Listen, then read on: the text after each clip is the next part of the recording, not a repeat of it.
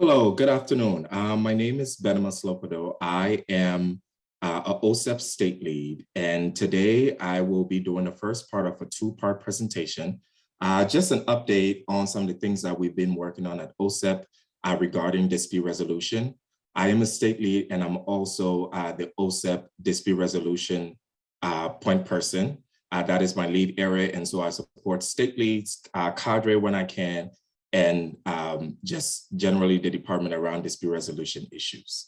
And I am excited to talk to you today about some of the updates on our dispute resolution policy letters post-2013. 2013 was a pivotal part in our dispute resolution sort of policy guidance history at the department. And so this is an update following 2013. So we can go ahead and get started. All right. So as you see here, this presentation, this is just a general disclaimer. This provides general information. This is not a complete list of the applicable laws and policies, and it does not address any specific issues of compliance. Those are specific and are determined on a case-by-case basis. And so the language used in these slides are approved for only presentation in this particular setting and should not be used for other purposes. Next slide, please. Great. All right, so what we will be talking about today, the overview of the presentation. So I will begin first with talking about just generally about the OSEP memo and the Q&A on dispute resolution that was released in 2013. And then following that, I will talk a little bit about 10 policy letters that we have issued since 2013 that have been very instrumental in shaping IDEA and dispute resolution policy. And then I will share some resources as well that are available to you as members of cadre and stakeholders in your states. I will talk very briefly about what's next and what we're anticipating as the next policy letters that will be released and why we're excited about them. And then finally, I will pivot over to my colleague, Kate Moran, who will talk about the DMS 2.0 updates regarding dispute resolution. Next slide, please. Okay, so prior to the dispute resolution Q&A being released in 2013, OSEP issued several policy letters and guidance documents spanning as far back as 1979. These are documents that were written years ago and have been stored on OSEP website and in different letters that have been sometimes difficult to culminate in one place. And so the policy letters issued prior to 2001 have been stored in this one place as much as possible. You will see that the link is available in the PowerPoint. And then we also have policy letters and guidance issued from 2001 to present. This is prior to 2013. And then I will talk next about why 2013 was so pivotal. Next slide, please. All right, so in 2013, we finally had a culmination of all of these prior policy letters and guidance documents that were hovering all over the place. We combined and created a solid document for stakeholders, parents, information centers, school personnel, SEAs and LEAs around mediation, state complaint procedures, and due process complaints and due process hearing procedures. So 2013 was very pivotal in that instead of states going to separate letters that they had to reference in response to their questions around policy guidance, they could finally go to one place where all of these letters were gathered or summarized in questions and referencing the original letters that were written, some of them, like I said before, in the 70s, so states can go to. This has been the pivotal tool that we use even now when we reference and we write new policy responses. We reference this Q&A document as our pivot point. Next slide. So some resources that are available to you. First, I want to talk about the IDEA website. So the IDEA website is a tool that is very useful to you, hopefully useful to you, that you can utilize, and it covers a couple of different components. First, law and policy. It's important to know sometimes the comments and changes that accompany the IDEA rule, because as sometimes the nuances of IDEA can only be resolved in the comment section. And so it's useful for us, and I think useful for states as they're trying to understand perhaps why OSEP or why IDEA decided to have this interpretation. What is the definition of this subject matter, right? What is the definition of this rule? This is sort of background information that helps state access how the comments and the changes to IDEA have come over time and influence what is there in the document now. We also have reports, which include OSEP review and analysis from certain state dispute resolution systems that can be, that you can use and you can pull onto as a resource to help you see some of the things that we've said to certain states. Some of those reports are been transmitted in letters that I will share today. Some of them are anonymous, some of them are not. But this is, again, another tool where perhaps you may have a question regarding your state system that we have already answered and issued in a report or issued in a prior guidance document. And then there's resources such as the model procedural safeguard and other forms that support IDEA requirement. So the model procedural safeguard is very important, I think, a short document, but it sort of summarizes and creates a starting point that states can use in creating their procedural safeguards for their state. So I know I've worked extensively with some states on their procedural safeguard document, and this was a starting place for that work. So we went back to the OSEP procedural safeguard document, and we used that to go back and forth with the states, providing them technical support around developing their own procedural safeguard. Yes, our safeguard is short, but it provides a starting point, like I said. And then also, of course, there is Cadre, which is this tool here. We also, I personally, and we at OSEP are happy to pull on Cadre where we want to know what you're thinking, but also do it in a way without pressure. Your input is very useful in understanding what's happening in the field, in making determinations, again, around IDEA and knowing what type of documents and to release based on what is happening in the field and what the needs of states are. So Cadre has been very supportive in that. Next slide, please. Okay, so some of the resources that we also have is the OSEP's Part B dispute resolution self-assessment. So this self-assessment is a comprehensive document that we described, I believe, in last year's session that covers what is required of IDEA, what the state's current IDEA processes looks like, and then an opportunity for a state to self-assess to see if what IDEA requires matches their current practices in their state. And then based on that, the state can determine if they need to make adjustments, what kind of shifts they need to make, and how they need to move forward, or how they need to, improve their system. The IDEA Data Center is also useful. It provides quick references to IDEA data. I know we're working on some additional resources that we will be adding to this IDEA Part B data dashboard to make the data more interactive, especially around APR data and how dispute resolution shows up in APR. So you will be hearing a little bit more about that in the future and how that will be useful in terms of looking at states data over time. And then obviously, and of course, there is the National Center for Systemic Improvement. That is also a useful tool that we also support and partner with at OSEP, and it has been useful to states in terms of being a resource. Next slide, please. All right. So I am going to talk a little bit more now about some policy letters that have been developed and released since 2013. This is what we've been working on.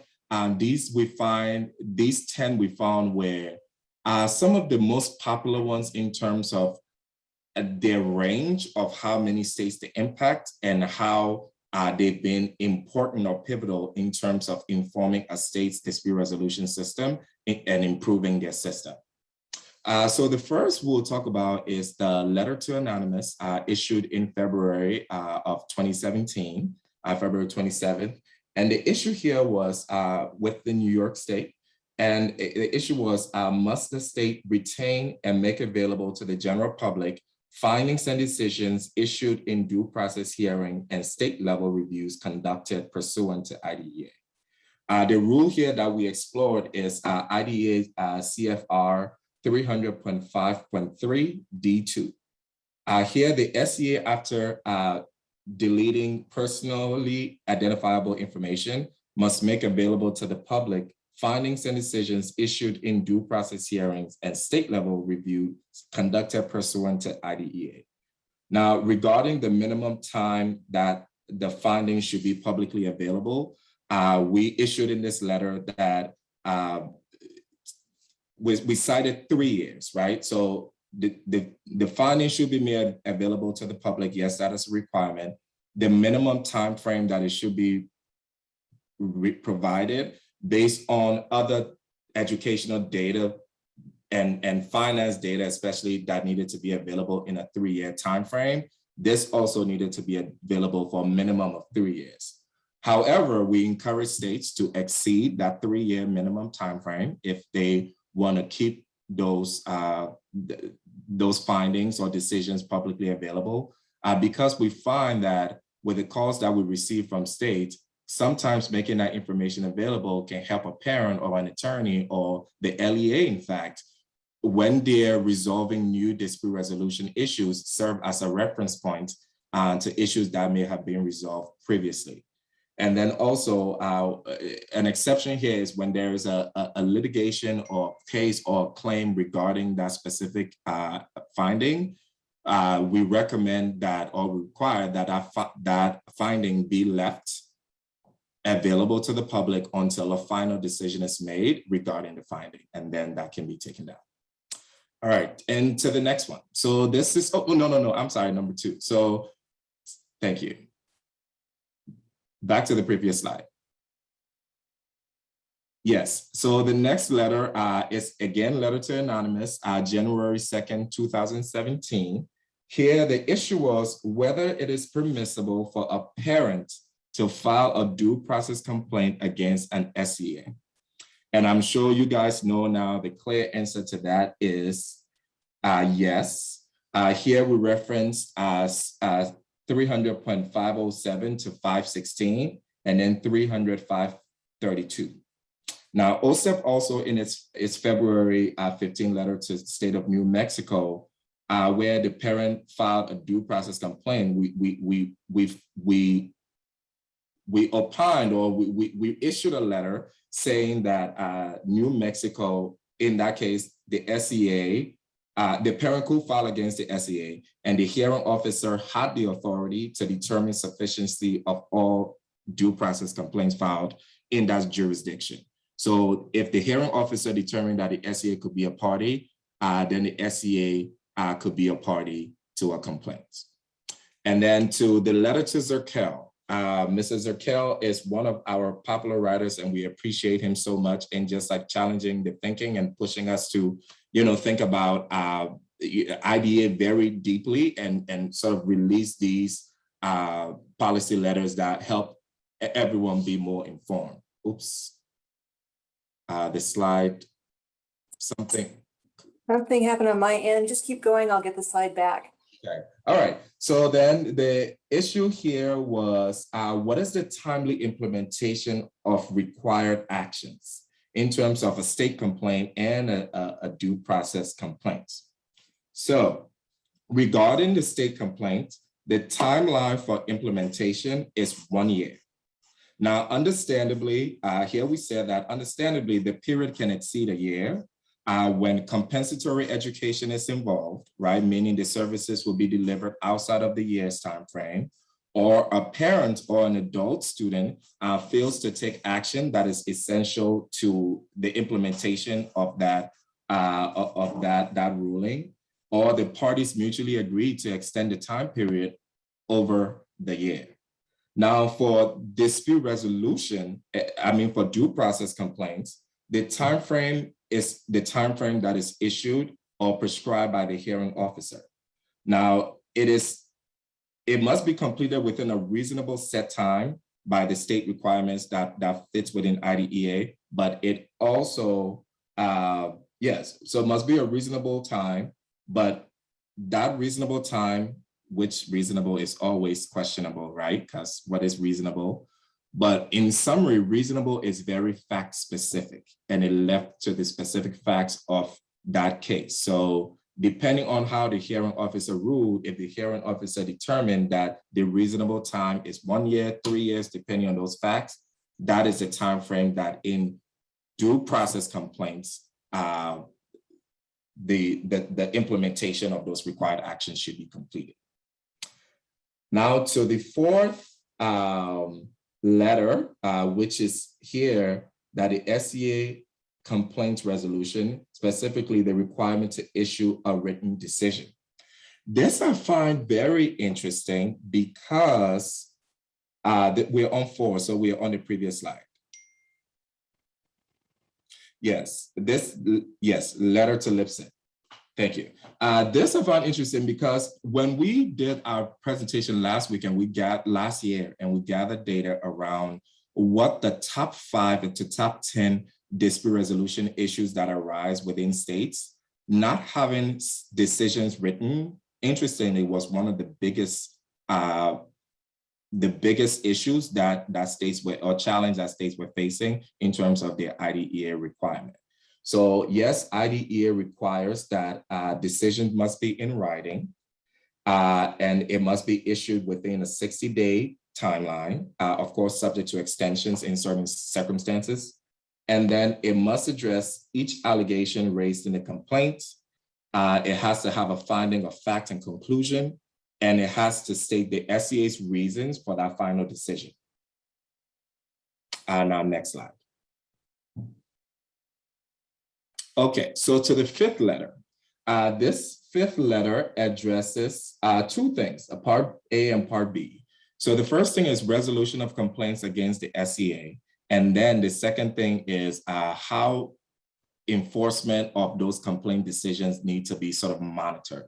So first, the issue is, how does the SCA resolve complaints against the SCA, against itself, right? And the answer is, we said, is sua sponte. So the SCA is responsible to, on its own accord, without any pressure from the LEA or from the federal government, should take the initiative to follow IDEA rule, which is also responded to in question B12 on this Q&A. And now pursuant to 300-151 to 153, the SCA must ensure that all relevant information is reviewed and that an independent determination is made as to whether the public agency, in this case, the SCA itself, has violated a requirement of IDEA Part B. So the SCA is responsible for investigating itself, and it has to take the initiative to do so and follow the process that it would as if it was investigating the LEA or another educational entity. All right, so then the second part of that is, how must the SCA ensure enforcement of its own complaint decisions? So here, the SCA, of course, needs to ensure that whatever that it issues, whatever ruling that it issues, it ensures that it's corrected as soon as possible and within the time frame set by the SCA in its written decision. Again, knowing that this is a state complaint that we're talking about, this should not exceed the period of 1 year.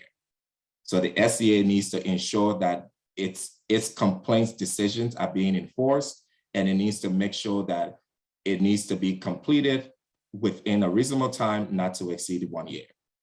So to number 6, does the state complaint procedures have jurisdiction and remedial authority for tuition reimbursement?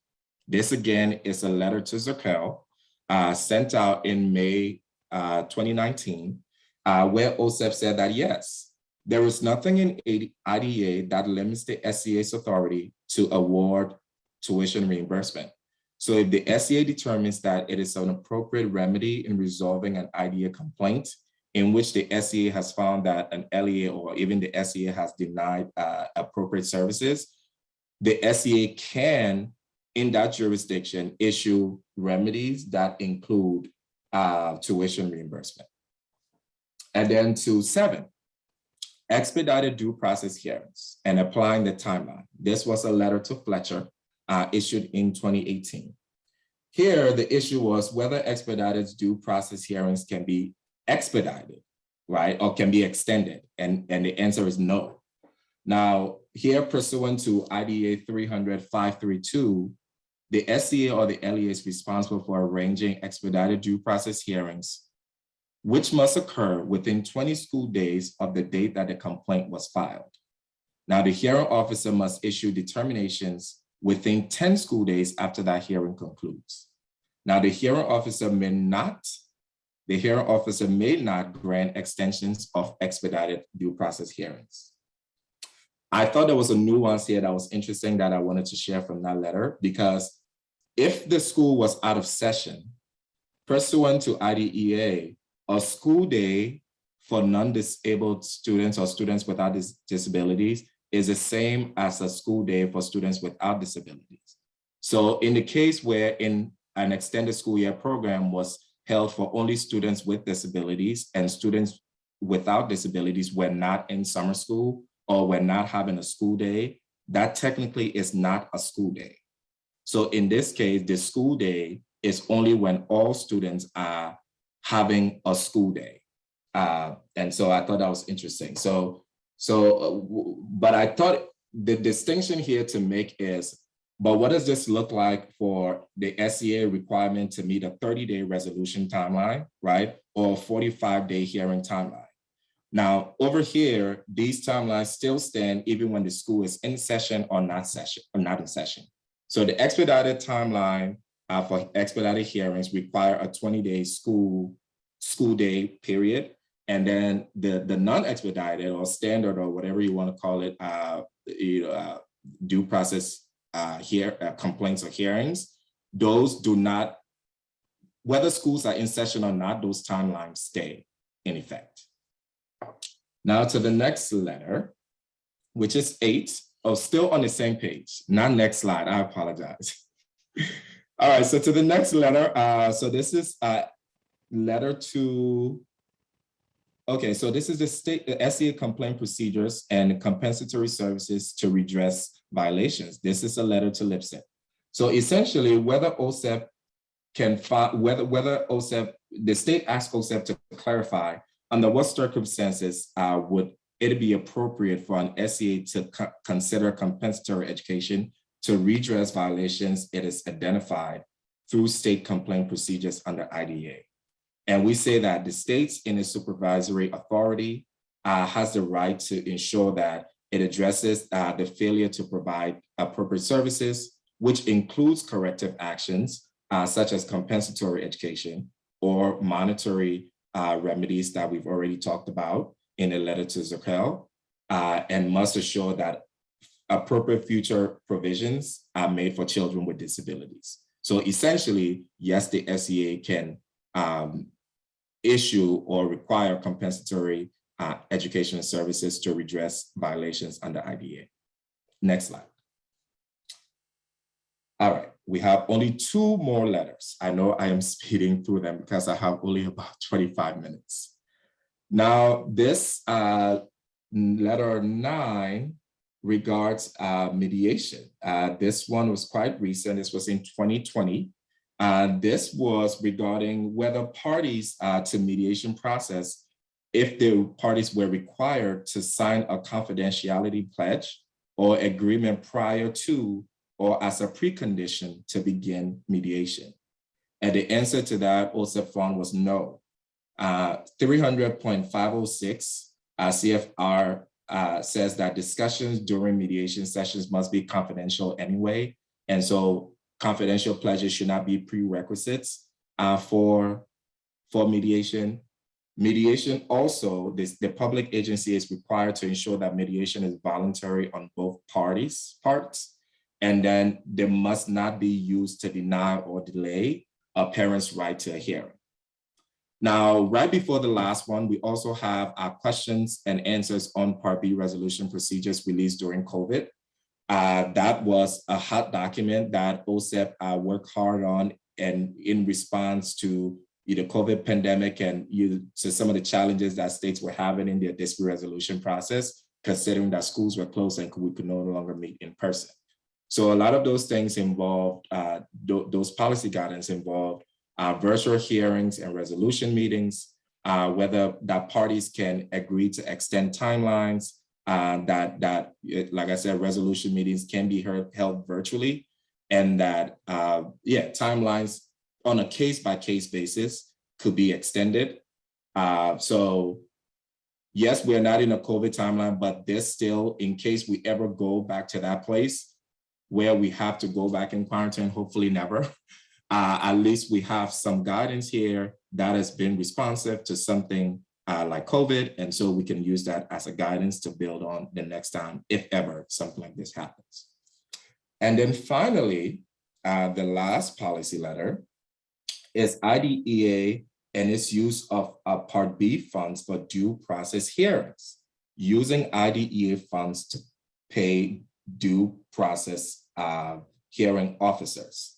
And here there were quite a few different resources or statutes that were pulled to come up with an answer. We looked at the uniform administrative requirements. OSEP looked at the cost principles. We looked at the audit requirements for federal awards, AKA the uniform guidance. And of course, we looked at IDEA implementation requirements. And in summary, we found that since a hearing officer may not be an employee of an SEA or an LEA, and it is not really uncommon for IDEA funds to be used to pay contractors like a hearing officer who is an external party or external staff from the LEA and the SEA. And then because the state is required to ensure that parents and LEA have an opportunity for an impartial hearing, the cost of paying for that hearing is a reasonable cost in conducting a hearing decision. And so in that case, in the one-tier system or the two-tier system, we found that IDEA funds can be used to pay for due process hearings, particularly due process hearing officers. Next slide, please.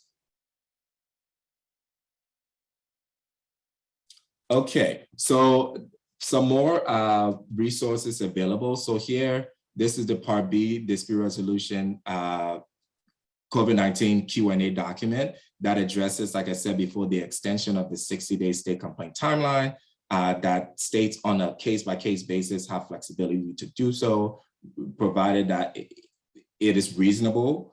And then it also discusses the use of alternative means of conducting mediation sessions in making sure it's consistent with state law and federal law, and most importantly, making sure that the parties involved either agree or understand that in these circumstances that are unforeseen, some exceptions need to be made.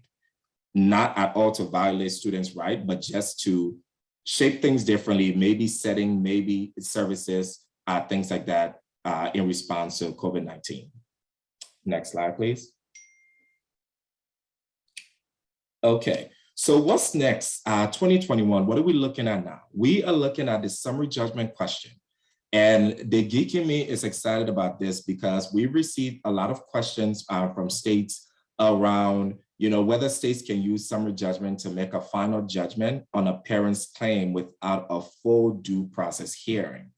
So it is whether a prima facie case or on its face, a state can say that there is no summary judgment rule that there is no case sufficient enough to build a case against the LEA or the SEA. And so based on that, a case or claim, a complaint, is being dismissed.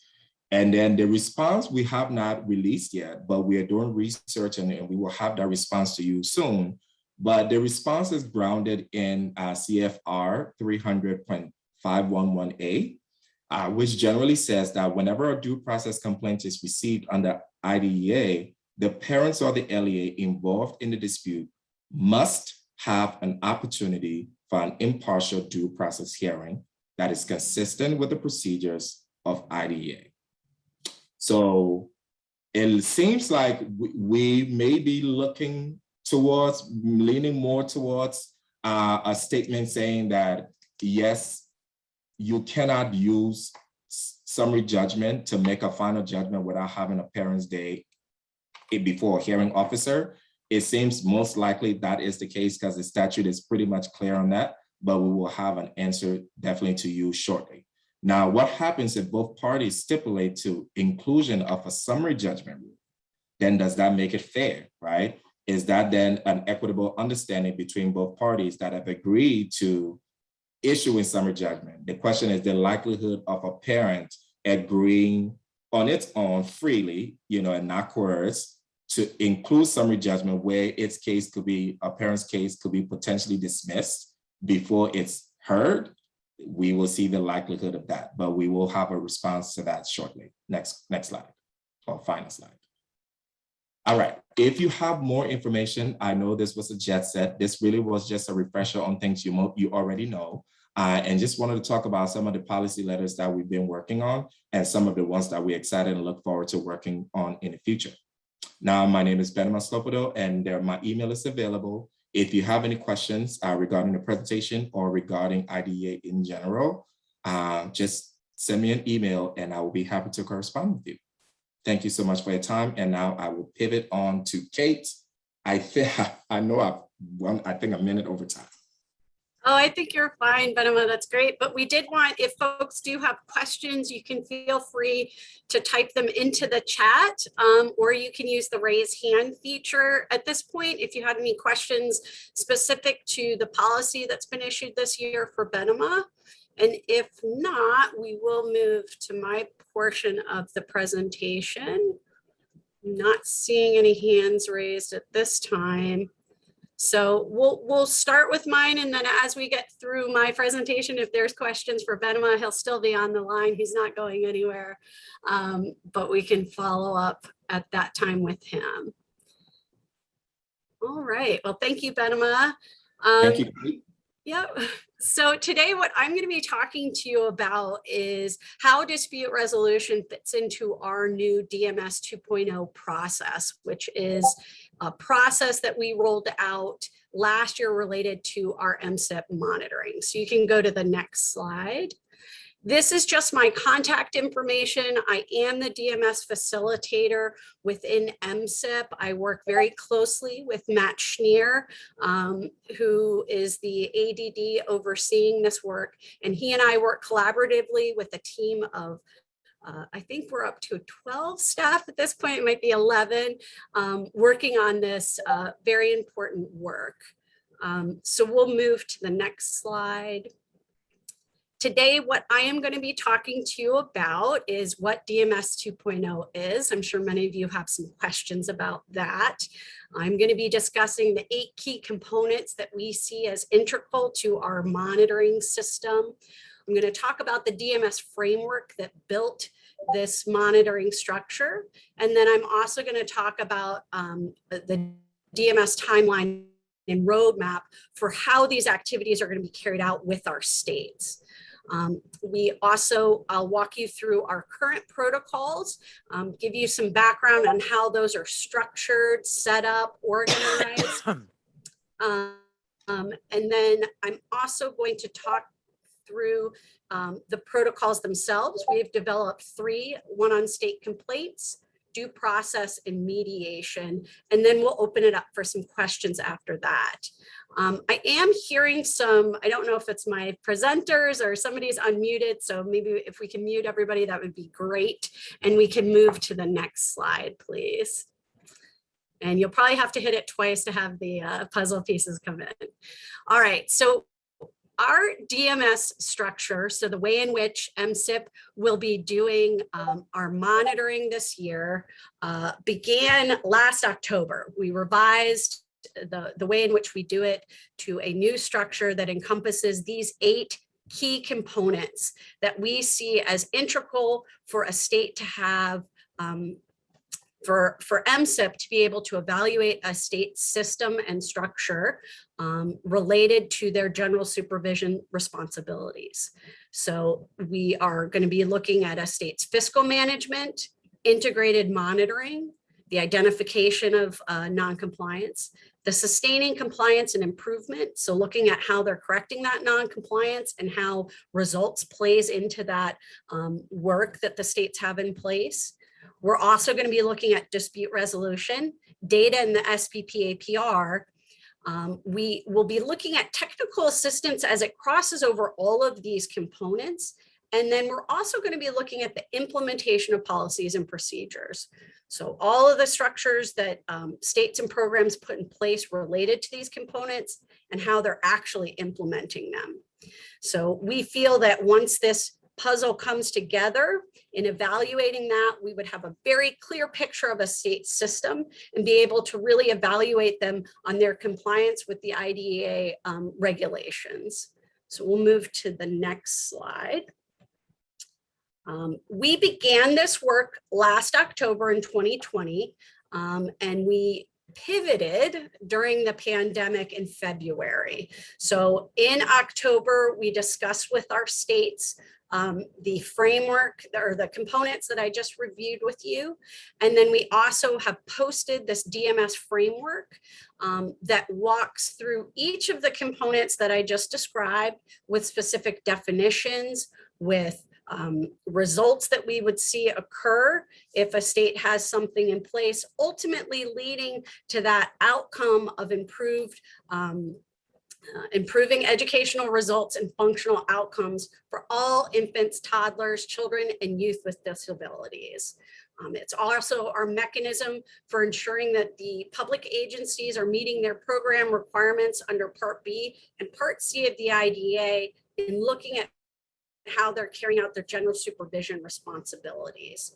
So there is a hyperlink to that in this presentation. It's also going to be on our main DMS page that I'll share with you later, in addition to lots of other resources, but it's a good guidebook for what this DMS 2.0 process is.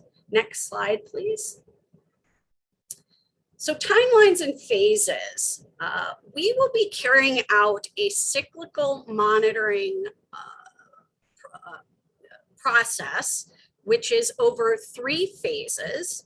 And we have 5 cohorts of states. So we have grouped our states into 5 different groups, and we'll be working with each of them across 3 phases when we begin our monitoring. So this first cohort, we have 16 programs that we are working with. That's B and C. And then going into cohort 2, I believe it's 24 or 18. I'd have to go back and check. But each year we will be having about the same number or increasing slightly the number of programs and states that we're monitoring to hopefully complete those across those 5 cohorts. Each cohort will engage in these phases. So the first phase will be a document collection, followed by 4 months of interviews and conversations around the protocols. Phase 2 will occur, which is an on-site or virtual component. That will be through the issuing of the monitoring report. And then phase 3 will occur up to a year after that phase 2 on-site visit to allow for the correction of any non-compliance that we've identified during that time frame. So on the next slide, we have a visual that I think will make this a little clearer. So each program and state will be engaged in this. I think this has gotten a little off, unfortunately, but that's okay. Each state will have a 6-month period of engagement with OSEP during that phase 1 and phase 2 period. So we'll be talking with our states about what the date is for their phase 2 activity. And then that will trigger off the timeline of the 5 months prior to the visit that we'll be having a document request, and then the 4 months subsequent to that we would be engaging in interviews and conversations with the state and their staff around the particular component protocols that I discussed earlier. And then as we can see here, this is an example of a visit that might occur in June.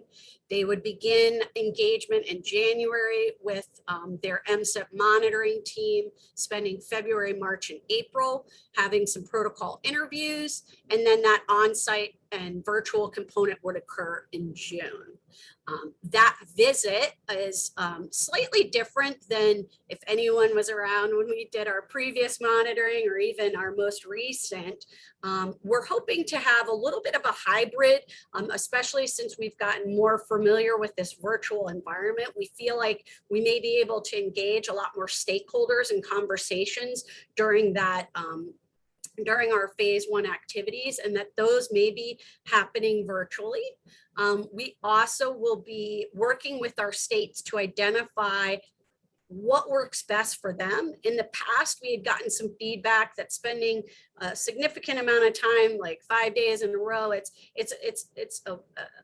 a burden for the state sometimes and their stakeholders and getting all the players involved. So we are probably most likely going to be splitting that up throughout that month, so that maybe we do two days at the beginning that are virtual, that are conversations and also engaging stakeholders, followed by an on-site of 3 days where we would really be spending some time actively working with the state, looking through documents, things like that. So we believe that this hybrid of sorts will be an effective way to really understand a state system. And some of those phases are typed out there, but I think in probably the transitioning of the slides, it's gotten a little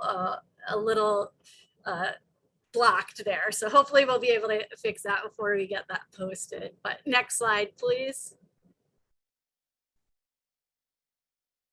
Great. So each of the components that I've messaged before has a monitoring protocol that MSEP has created to support our monitoring. So they are created for us, but we're sharing them publicly to be transparent about both the expectation that we see around the particular questions listed on there, and what a state would need to be thinking about as they prepare for this on-site.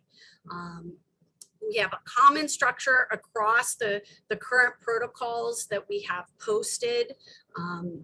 They're designed again for our purposes, but we've shared them and will be discussing them throughout the coming months so that states have an opportunity prior to us coming on site. You as stakeholders have an opportunity to review that information and understand what it is that we're looking at related to the IDA regulations and what we're expecting of our states and programs.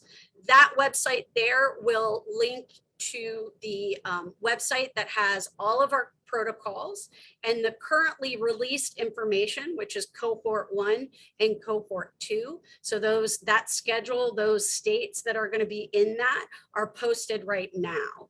Cohorts 3, 4, and 5 will be notified a year in advance of their engagement. So this coming October 2022, we'll be working with our cohort 2 states on their phase 2 date, but cohort 3 will be announced, I think, the October 2023. I may be off on that, but keep an eye on that website and we'll be posting that up quick. So next slide, please. So each of the protocols is broken out into a couple of areas. We have a main overarching question, followed by some suggested documents to review, which are kind of evidentiary, I guess, where we are going to be using that information to populate our protocols and answer some of the questions that we have. That main overarching question or main question for the protocol is followed by sometimes there's 10, we actually call them overarching questions. So those are then followed by general information about what the question is asking, followed by possible follow-up questions, and finishing out with areas or issues of concern. And I'll talk a little bit more about what those mean as we move forward. But the suggested document for review, we had received questions about during phase one, what are we wanting to see? What information we want to review?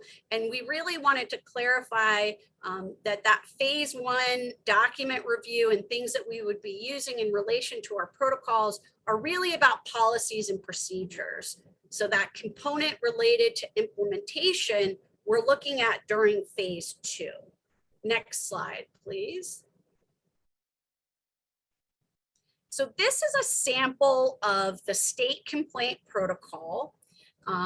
Prior to this page, there is an overview that explains a lot of the information that I've just talked through today, and that's included on every protocol. We've broken up the dispute resolution protocols into 3 areas: state complaint, due process, and mediation. So you can see here, this is the main overarching question that we're asking about state complaints, and then a definition there related to dispute resolution. That definition is pulled from our framework. So again, it's just connecting back to all the pieces that are building out this structure that we've created. And then the suggested documents to review are included on each of the protocols. When possible, we've included information of things that might just be for phase one versus phase two. Some may be listed out like this. Maybe it's not differentiated. They're probably going to be things that cross over both. So we've included that so that states can begin to review that information and preparing documents. We don't expect states to create documents if they don't have them. That would just be something we would address with them later. Next slide. So the relevant years for the document request has been a question we've received from our programs and states. During our monitoring, we would be going back 3 years from the date of the phase two activity. So unfortunately, we can't map out a specific timeline because every state's visit may be in a different year. So you would just be taking whatever year that is, that current year's data, and thinking about going back 3 years. Because specifically for integrated monitoring, we would want to be looking at taking their monitoring of a local program all the way through to close out of any findings that were identified. Sometimes that might cross over that 3-year period. Next slide, please. So again, this is the next page that you would see on the protocol. It's our overarching questions. We have hyperlinked that page so that it populates right to that question in the protocol.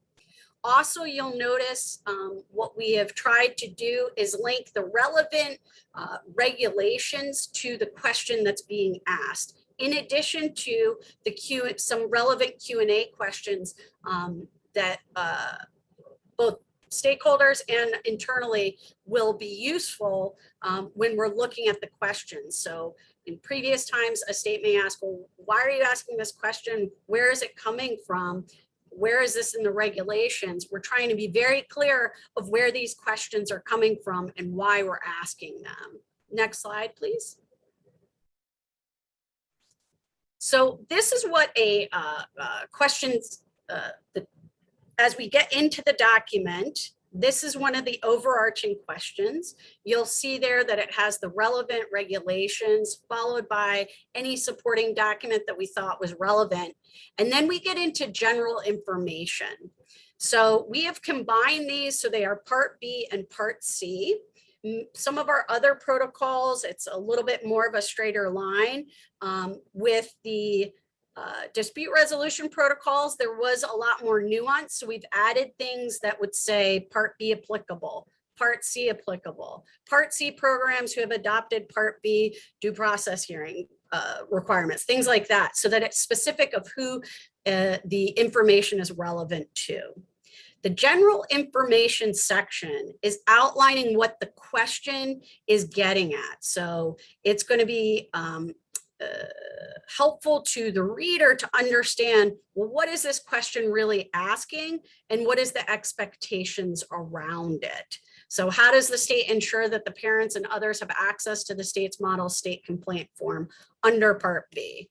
So the state forms need to include specific information. What are the things that we're going to look at? Under Part B of IDEA, the state must have a state complaint form. So things like that that would explain what the question is asking about, and looking at the regulation and making it understandable. Next slide. Possible follow-up questions is the next area that you'll see under each one of those overarching questions. It goes overarching questions, general information, possible follow-up questions. Some of these questions we may ask, we may not ask all of them. They may not be relevant, but we're including them as we're digging deeper into a particular area or component. We want to make sure that we're covering all the information that we need to. So those would be possible follow-up questions. Next slide. And the next one is areas or issues for follow-up. So these would be concerns. They're not always going to be a finding of noncompliance, but they would be items that when we are engaging in conversation during phase 2, they will be areas that we'll be following up on, looking for more information, and could lead to a finding of noncompliance if verified as true. The other thing I will say is that if during any of our processes, so during phase 1, if we identified something that we realized very quickly was non-compliance, we had all the information that we needed, we would be issuing a letter of finding at that time. I will say that through this process, that 4-month period, when we identify findings, we want to make sure that we've collected and gathered all the information that we can, so that we're really verifying that, yes, to the knowledge that we have, the information that we've reviewed, that we do see something as a finding. So that is an area that we have encouraged states to look at and consider as they're evaluating their systems, if there's any gaps or things that they might need to put in place or review. Next slide, please. So as I noted before, we do have a Part B dispute resolution state complaint protocol. We have a due process protocol and a mediation protocol. On those, we have outlined different areas for Tier 1 and Tier 2 systems. You'll see information about that. We've included the information about Part B and Part C specific areas. So we have tried to make this as user-friendly for all, and to hopefully have it in one package so that people didn't have to go from one document to the other. We really tried to create it as one document. And again, keeping in mind, these are our protocols. So these are the items that we're going to be using as we're evaluating a state system. And the next slide is showing you where it is on our website. So on the IDA website, it's under resources and then under DMS, and you'll see DMS 2.0. The information to the right there is kind of a blown up part of that website, but this has actually been updated. So we just put in the 2 cohort 1 and cohort 2 states. So you can see that on this web page. And then you'll also notice there that there are DMS reports. So that's a link that's going to take you out to our previously issued monitoring reports, and then information about prior monitoring systems that we had in place around that. So quiet group today. I think the chat's been pretty quiet. Hopefully it's not locked, but this would be the time if you have questions for myself or for Benema on any of the information that he covered.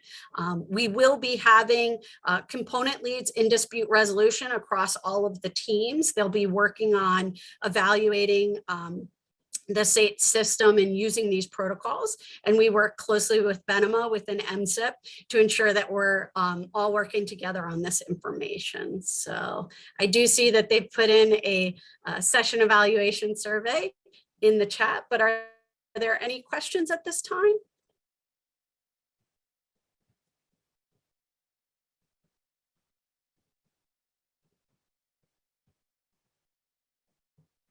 I don't see any hands raised.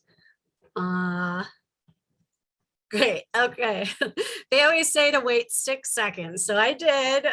Thank you for that feedback. Great. We're glad to hear that. You can go to the last slide. This is just general information for where our different websites are, the blog, Twitter, YouTube. Those are our Office of Special Education program resources. Again, my contact information is included in the slide as well as Benema's. So if you leave the presentation today and have more questions, please feel free to reach out. I know both of us will be happy to hear from you. So thanks, everybody. Thank you.